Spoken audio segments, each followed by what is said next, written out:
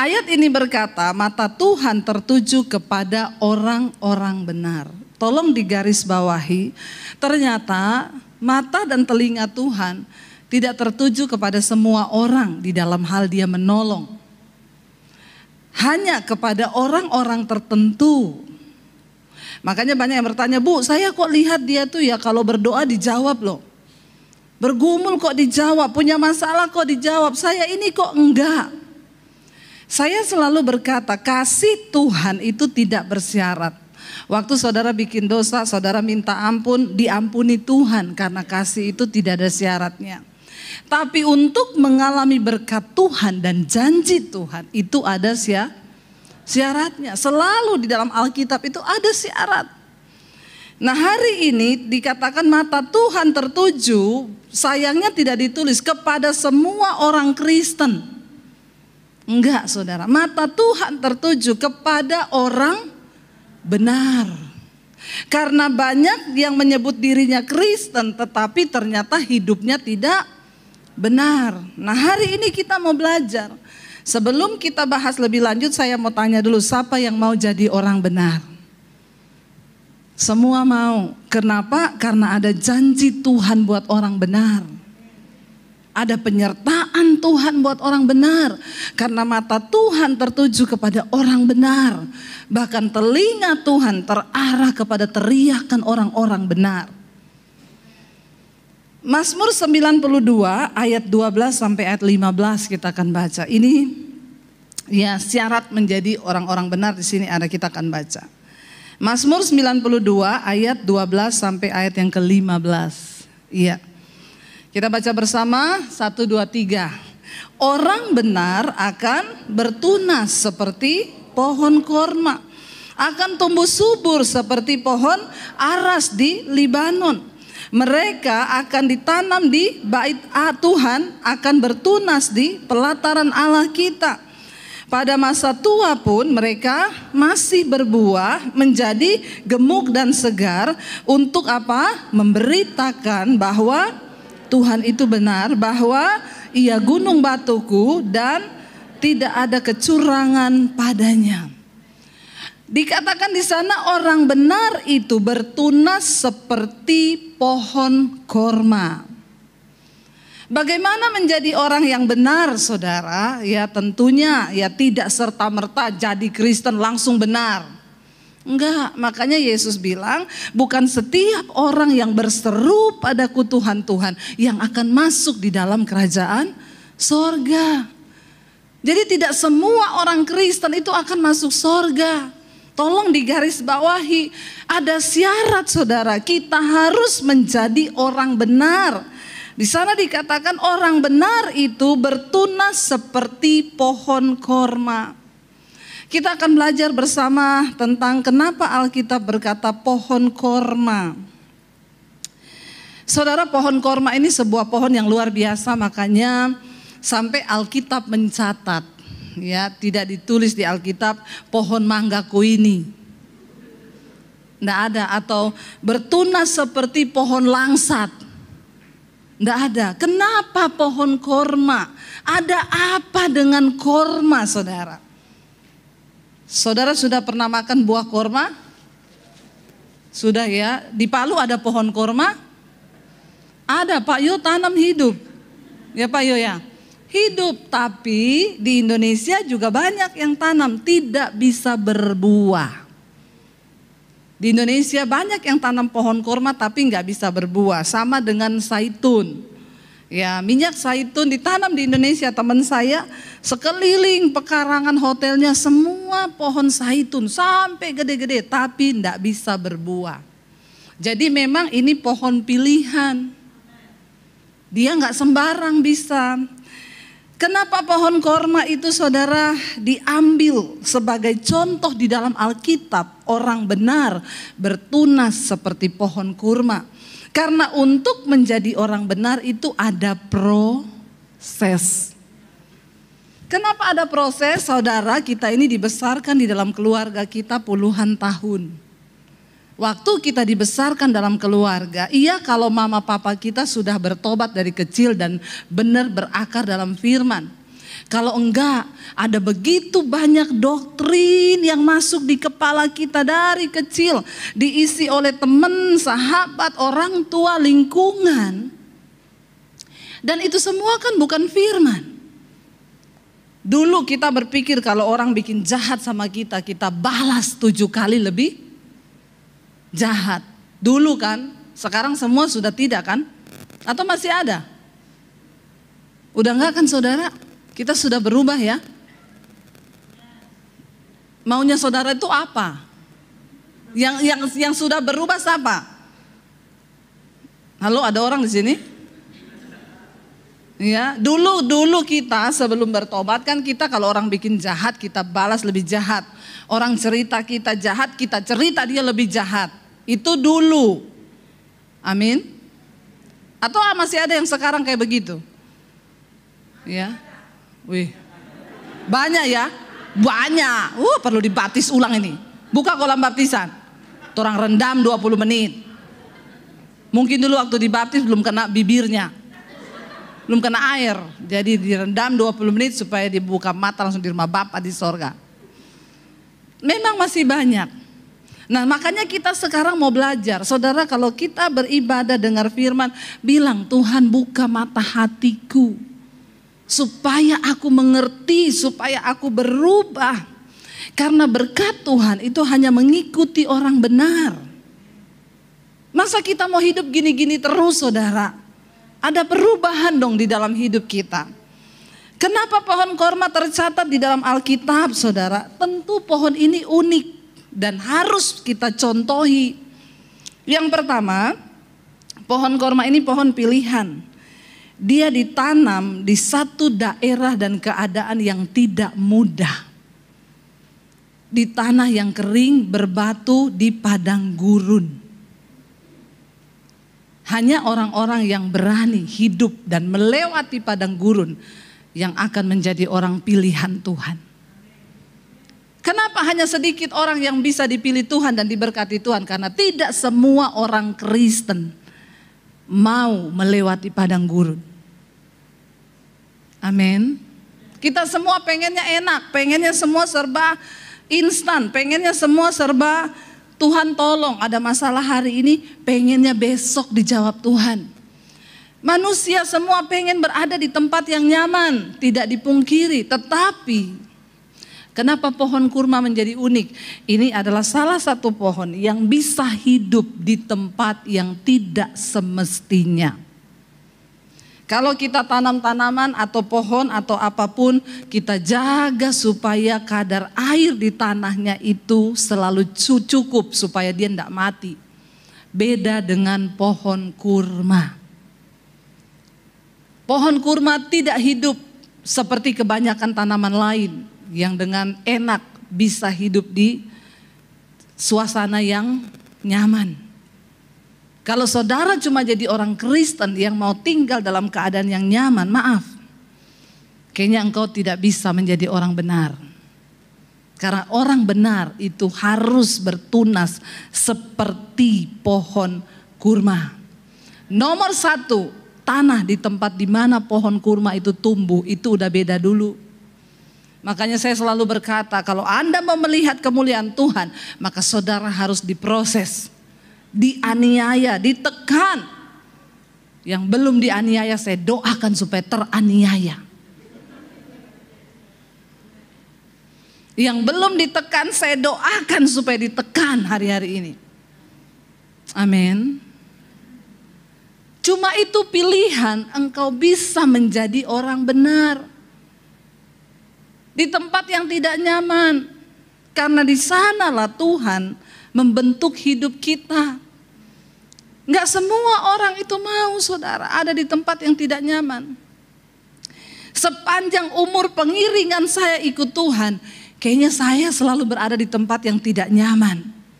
Rasanya udah mulai enak, akhirnya begini lagi. Mulai enak, begini lagi. Sudah menikah di Solo, punya rumah, sudah beli rumah, anak-anak sudah sekolah. Tiba-tiba Tuhan bilang tinggalkan kota Solo. Saya sampai bilang Tuhan, sampai kapan sih Tuhan tuh lihat saya ini hidup nyaman. Tapi Tuhan bilang kalau kamu mau nyaman di Solo ya kamu gini-gini terus. Mau nggak melangkah ke satu tempat yang gersang, yang kamu nggak tahu bagaimana? Makanya kalau orang cuma cerita, dengan adanya YouTube ini saya mendengar banyak, itu Debbie Basir pendeta dari mana? Nggak jelas.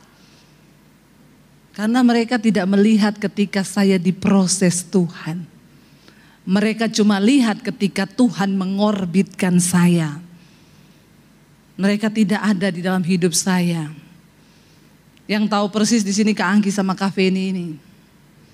Dulu saya waktu keluar dari rumah tahun 96 saya ke kota Palu. Ya saya kos di Una-Una. Ini juga Pak Yo saksi.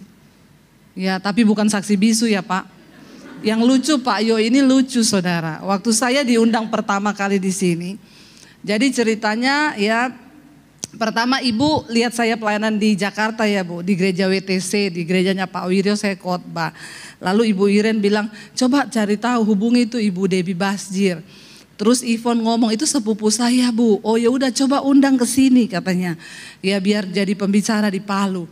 Saya cerita sama suami saya, nanti kita ke Palu ini itu kita diundang ya ini Pak Yo ini. Dulu saya manggilnya dia Kak Yo. Dulu saya pelayanan bareng masih pakai gitar keliling-keliling saudara. Nih Pak Yo ini. Jangan lihat Pak Yo yang sekarang sudah makmur perutnya agak maju. Dulu kurus, ya kurus. Orang bagaimana gak kurus, uang gak ada. Pelayanan keliling bawa-bawa gitar kita dulu. Terus saya bilang sama suami saya, nanti kita ketemu tapi sekarang Kak Yo ini diberkati sama istrinya. Oh iya, saya datang saudara. Ya diajak langsung kan nginep di rumah. Terus Pak Yo ngajak kita makan, ayo kita makan mie pangsit. Waktu saya ingat loh Pak. Cerita ngobrol. Terus Pak Yo itu tanya gini. Loh, Bu Debbie kok banyak orang Palu yang kenal sama ibu ya? Terus saya bilang, oh iya Pak. Terus Pak Yo sebutin nama-nama kita dulu yang pelayanan, Yanti, Lili. Itu kok kenal sama ibu semua. Terus Pak Yo bilang gini, dulu juga ada teman pelayanan kita di sini namanya juga Debbie. Dia itu juga diusir dari keluarganya. Tapi kayaknya dia sekarang di mana ya? Di Makassar atau Kalimantan gitu. Terus saya itu ngomong, Kak Yo, baru Pak Yo sadar. Kak Yo itu saya. Terus baru kaget, hah? Iya, kenapa sekarang udah gendut? Sangat tidak enak saudara. Ya, kok sudah gendut? Dulu kan kurus, ya masa saya kurus terus yo? Dulu kurus orang makan di kos-kosan aja, iya kalau ada makanan. Sampai dulu harus puasa saudara. Jadi setiap hari puasa doa di Yayasan Hosana sama Kak Angki sama Kak Feni lumayan bisa buka puasa, makan sore di situ. Gratis. Ya Kak Angki ya, terima kasih loh Kak Angki.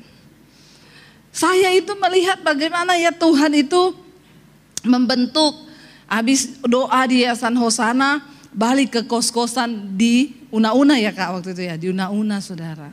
Saya berdoa satu kali di situ, nangis, Tuhan apa kehendak-Mu buat hidup saya ini, saya enggak tahu mau kemana. Tuhan ngomong, satu saat bangsa-bangsa akan menanti pengajaran-Mu, pulau-pulau akan menanti pengajaran-Mu. Saya buka mata di jalan Una-Una. Bangsa mana yang menanti? Pulau mana yang menanti? Pulau Una-Una, Pulau Sulawesi, iyo. Pulau Kalimantan.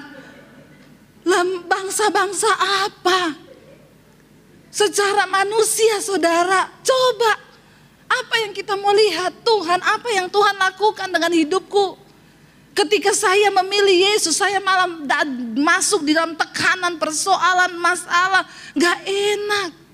Saya dibawa ke tempat bertumbuh di tanah yang gersang. Gak ada air rasanya saudara. Aduh benar-benar gak ada uang di tangan. Aduh ya berat saudara. Tetapi hanya orang-orang yang mau berada di tanah yang tidak lazim, di tanah yang gersang itu, mereka akan jadi pohon pilihan Tuhan. Tepuk tangan buat Tuhan Yesus. Yes, kenapa? Firman Tuhan itu gak pernah salah. Firman Tuhan tuh gak pernah salah. Akhirnya saudara, dulu saya berpikir saya mau sekolah Alkitab. Tapi mau sekolah Alkitab di mana? Lalu waktu itu ada Kak Ronald, saudara, di Yayasan Hosana itu, dia datang dari Manado ya, waktu itu kayaknya bantu pelayanan di sini. Dia kan STH, saya bilang, Kak, saya ini kan baru pertama mau jadi Kristen, saya masih banyak belajar. Kak Ronald, kita mau belajar Alkitab, jadi Kak Ronald bikin aja di sini kayak kursus atau sekolah Alkitab supaya kita ini belajar kayak di sekolah Alkitab, walaupun nggak dapat titel nggak apa-apa, yang penting kita belajar. Terus Kak Ronald bilang, oke, kalau gitu nanti minggu depan kita mulai ya. Saya bilang oke, kita mulai. Semangat saya, saudara. Begitu besoknya udah mau mulai, saya bilang, Kak Ronald, berarti besok kita jadi mulai ya. Dia bilang, tunggu dulu Debbie, ada yang saya mau sampaikan sama kau. Apa? Jadi saya tuh kemarin berdoa. Saya berdoa, Tuhan, saya ini mau bawa anak-anak ini untuk mengenal Engkau lewat belajar Alkitab. Tapi tadi malam tuh saya mimpi, Debbie. Mimpi apa, Kak? Debbie, mimpi apa, Kak? Kita ini semua Yayasan Hosana, dia bilang kita jalan di pinggir sungai. Ya, Kak Ronald paling depan, terus saya di belakangnya Kak Ronald. Kita mau cari ada air, sumber air, mata air ini nih dari mana, karena air itu jernih. Dia bilang kan itu bicara tentang firman air. Berarti benar Tuhan teguhkan ini, kita mau belajar firman. Tapi kita jalan, dia bilang naik gunung lembah, begitu dapat sumber mata airnya. Saya menoleh ke belakang, semua anak-anak Yayasan Hosana ada, tapi Debbie hilang. Saya kaget loh, saudara. Waduh, saya tersesat di mana, Kak? Kenapa Kak Ronald enggak cari saya? Terus saya di mana? Takut saya, dia bilang. Kamu tahu nggak? Waktu saya cari kamu, kan kamu yang menggebu-gebu banget mau belajar firman. Waktu saya cari kamu, Tuhan tuh ngomong begini, khusus Debbie, kamu gak usah ngajari dia, aku sendiri yang akan mengajarinya. Saya takut, saudara, waktu itu saudara amin, amin, yes, yes, yes. Saya nih yang jadi takut. Aduh, Kak Ronald, masa sampai kayak gitu? Iya, Tuhan ngomong, Tuhan yang akan mengajarimu. Waduh, kalau Tuhan yang mengajari ini bagaimana? Dari situ akhirnya saya masuk dalam proses demi proses, saudara. Dibawa di tanah yang kering dan gersang. Kalau saudara mau jadi orang benar, jangan selalu suka keadaan yang nyaman. Kalau engkau hari ini sedang tidak nyaman, puji Tuhan, haleluya 12 kali. Amin. Asal saudara hidup benar loh, jangan cari-cari masalah loh. Ya lain cerita kalau saudara cari masalah lalu gak nyaman, ya itu urusanmu sendiri. Tapi kalau saudara lagi di dalam keadaan yang tidak nyaman, puji Tuhan, tangkap sesuatu yang dari Tuhan hari-hari ini. Kalau saudara yang hari ini lagi nyaman, saya doakan supaya tidak nyaman. Bilang amin. Aminnya kayaknya terpaksa gitu ya. Amin, yes saudara ya. Yang pertama, pohon korma itu tumbuhnya nggak lasim, tidak seperti pohon-pohon yang lain. Makanya dia menjadi pohon yang diambil contoh dalam Alkitab. Yang kedua, saudara, pohon korma itu berakar di masa yang sulit. Ya, korma itu tumbuh di daerah Timur Tengah. Waktu dia ditaruh bijinya, saudara, ya itu dia ditumpuk pakai batu besar. Supaya tujuannya apa? Biar tunasnya ini nggak langsung naik ke atas. Jadi karena dia mau bertumbuh ke atas terhalang, akarnya itu yang tumbuh ke bawah. Orang Kristen sukanya langsung tumbuh ke atas. Biar pengen cari nama, cepet terkenal, biar orang cepet tahu. Saya pelayanan di satu gereja di Jakarta, dia bilang, Bu Debbie, saya ini sebenarnya sudah MTH. Oh iya Pak, iya, tapi saya di gereja sini enggak dikasih kesempatan khotbah Bu. Jadi jam terbang saya sedikit. Nah Ibu Debbie bisa terkenal kan karena jam terbangnya sudah banyak. Saya bilang, Bapak mau jadi pendeta atau jadi pilot? Kenapa Bapak nggak sekolah penerbangan Pak? Supaya jam terbangnya tinggi. Makanya orang bilang kalau bicara jangan terlalu tinggi, nanti tabrakan sama pesawat bibir. Tapi orang Kristen maunya cepat-cepat tumbuh ke atas, naik. Nggak bisa. Kalau saudara mau jadi orang benar, buang itu semua. Jangan kepengen langsung dilihat manusia. Jangan kepengen langsung disanjung manusia. Biarkan Tuhan yang menyanjung kita, biarkan Tuhan yang memuji kita. Karena Alkitab berkata bukan orang yang memuji diri yang tahan uji, tapi orang yang dipuji Tuhan. Enggak penting pujian manusia, sudah enggak penting. Kenapa? Manusia di depanmu dia puji, di belakang langsung. Tapi di depan luar biasa dahsyat. Makanya saya sekarang belajar. Enggak usah terlalu minta mau dihargai, mau dihormati, enggak usah. Ngapain kita nih minta penghormatan manusia, kita enggak berkenan sama Tuhan.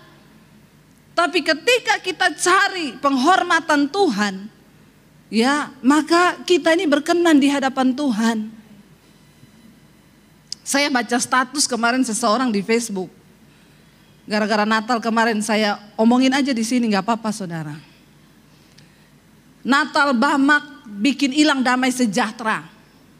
Orang mau duduk di kursi depan, diusir suruh pindah ke belakang. Katanya itu untuk pendeta.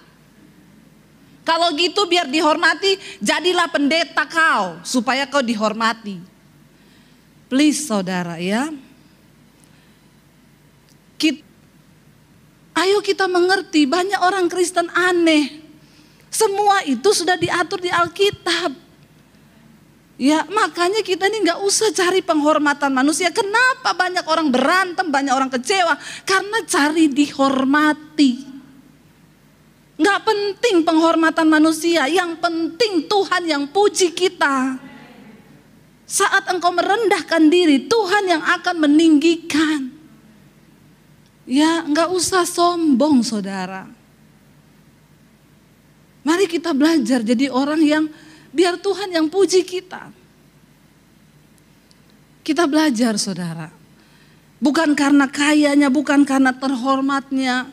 Ya Tuhan itu suka.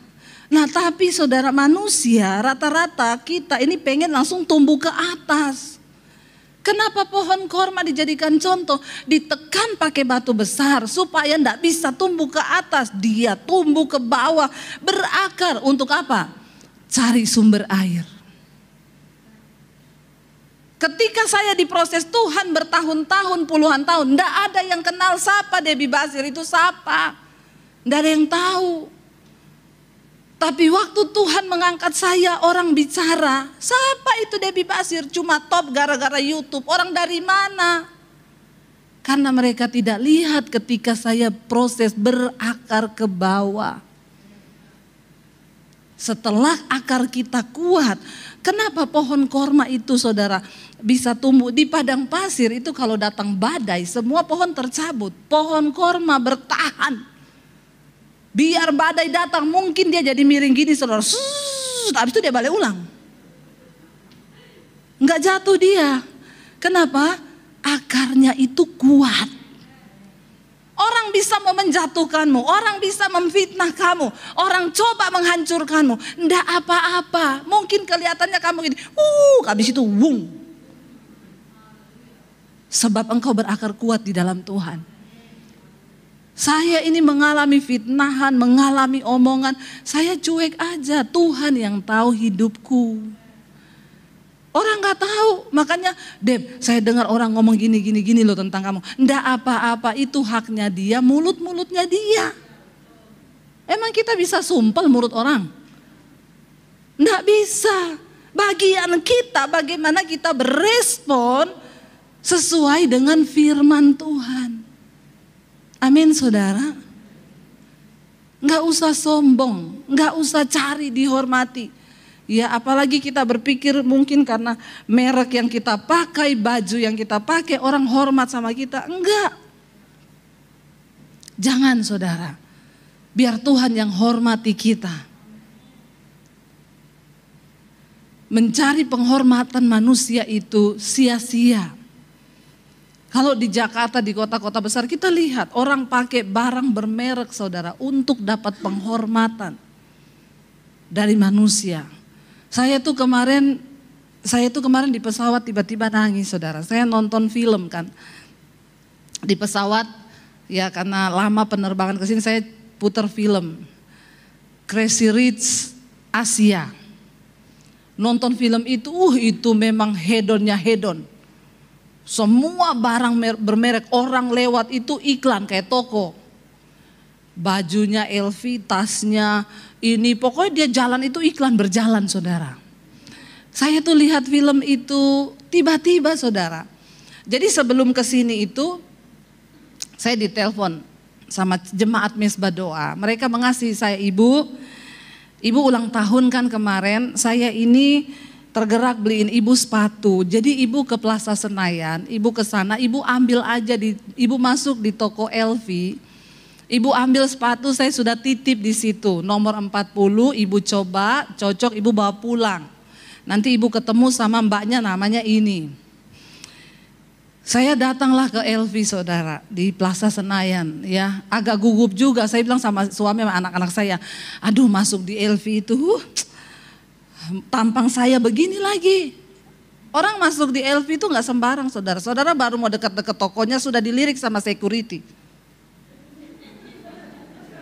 Saya seumur-umur di Jakarta belum pernah masuk ke tokonya LV saudara. Baru sama ibu itu.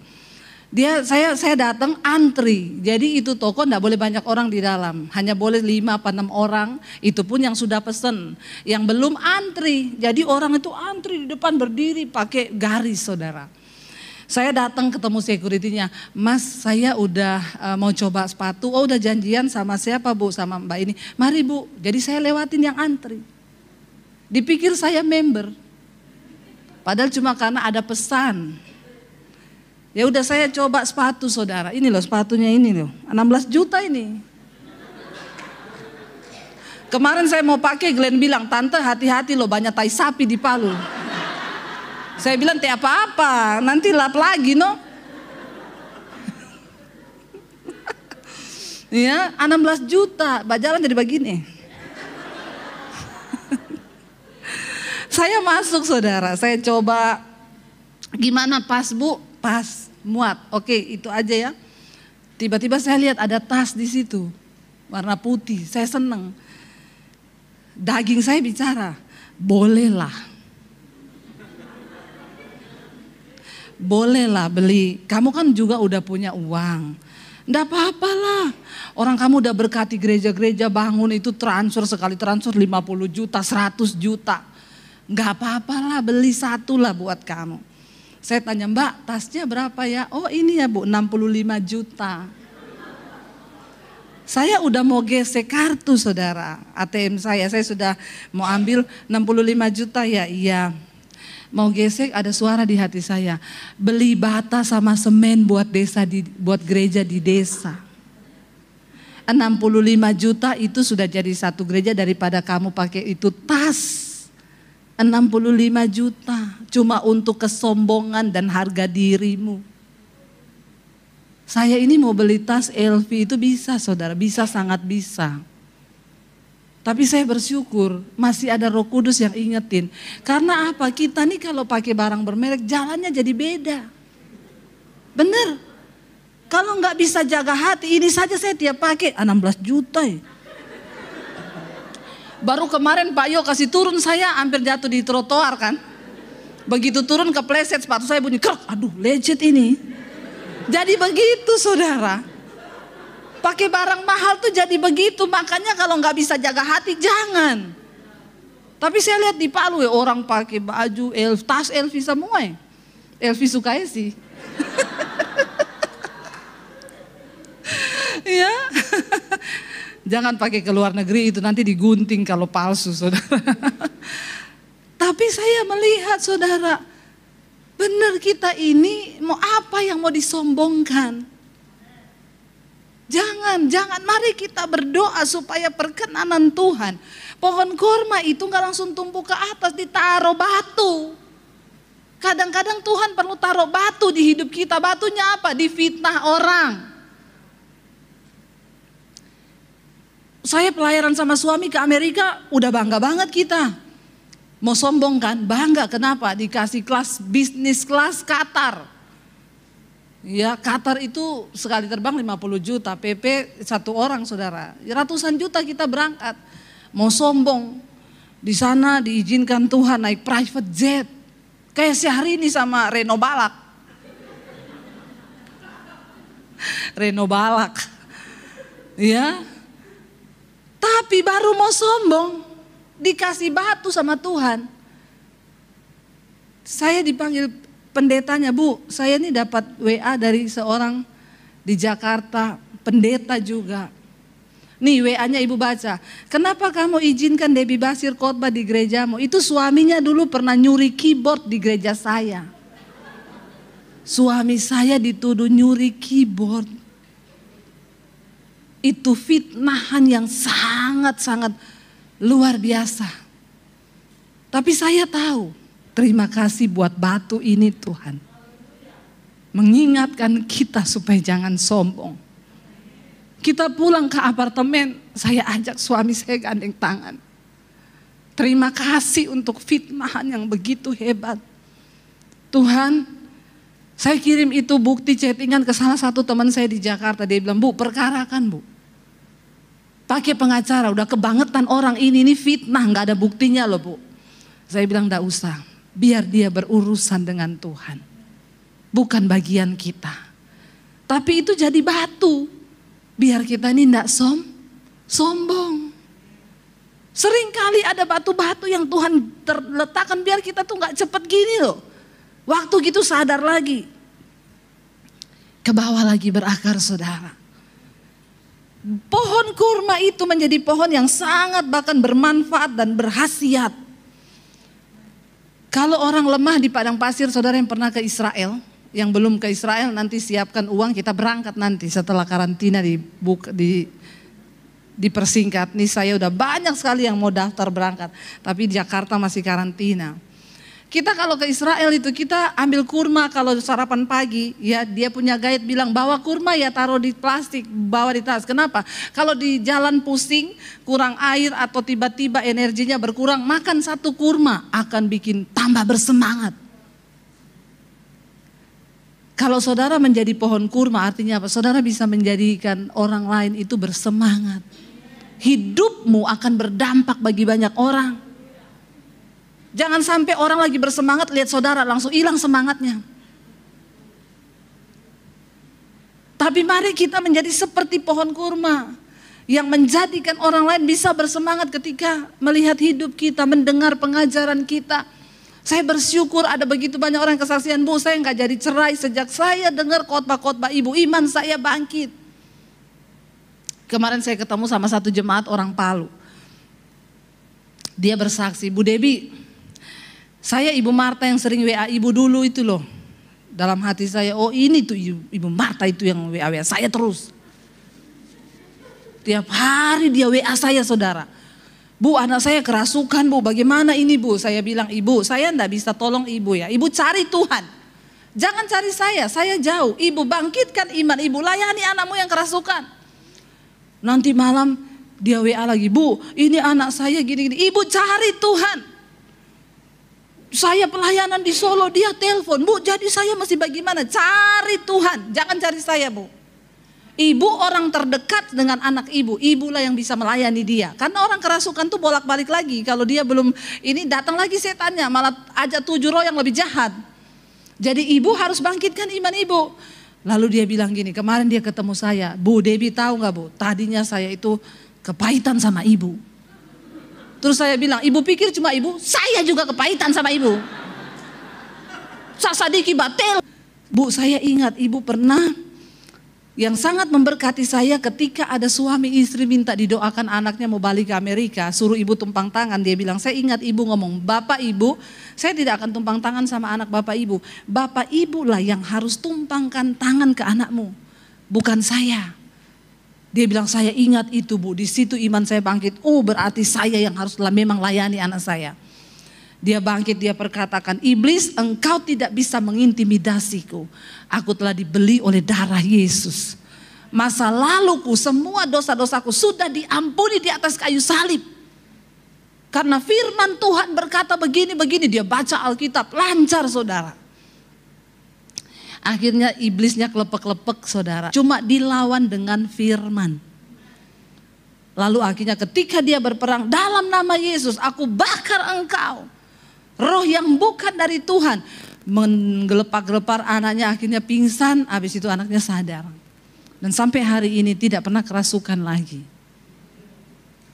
Saudara, kita semua diberi kuasa oleh Tuhan. Ya, untuk kita ini menjadi orang-orang yang dipakai Tuhan. Lalu saudara, Alkitab berkata pohon kurma itu dia kuat, tidak gampang jatuh, tidak gampang. Dan bukan cuma itu, makanya ayatnya tadi berkata, walaupun engkau sudah sampai tua, engkau tetap berbuah untuk menceritakan tentang perbuatan Tuhan yang ajaib. Saya bilang, ibu, kalau saya yang doakan anak ibu kan gak bisa cerita tentang perbuatan Tuhan yang ajaib. Tapi sekarang saya dengar kesaksian ibu, betapa dia memuji Tuhan karena dia ngalami sendiri. Dia alami Tuhan sendiri, dia lihat kuasa Tuhan sendiri, dia berperang sendiri. Kalau saya yang doakan, ibu akan ngomong, didoakan Bu Debbie. Mana Tuhannya? Tapi ketika ibu mengalami sendiri, ibu bisa berkata, Tuhan itu dahsyat. Bukan hanya pendeta yang diberi kuasa, Bu, tapi ibu ketika engkau mau jadi orang benar, Tuhan berikan engkau kuasa untuk berdampak. Keluarga demi saya bersyukur ini sekarang ini lewat mesbah doa. Orang-orang Kristen saudara, mereka yang dulu tidak pernah tahu tentang pelepasan karunia roh, sekarang mereka dibangkitkan. Dari Manado, Bu, saya ini gereja bukan karismatik, Bu. Kita dari gereja Protestan, Bu. Saya tidak pernah mengalami begini, ponakan saya kerasukan Ibu Debbie. Bagaimana? Ambil minyak, taruh di piring, doakan jadi minyak urapan. Ibu berperang sekarang. Bagaimana caranya? Perkatakan firman dalam nama Tuhan Yesus. Roh-roh yang bukan dari Tuhan akhirnya satu keluarga. Saya bilang, jangan kau cekik itu ponakanmu. Kan kadang orang kalau udah takut kerasukan malah dicekik. Dalam nama Yesus mati malah saudara. Ya, ibu tidak usah takut nomor satu, tapi ibu layani. Mereka layani, dia telepon saya, Bu, baru kali ini saya mengalami sendiri Tuhan. Saya bersyukur ibu mengajarkan kami untuk cari Tuhan. Jangan cari pendeta.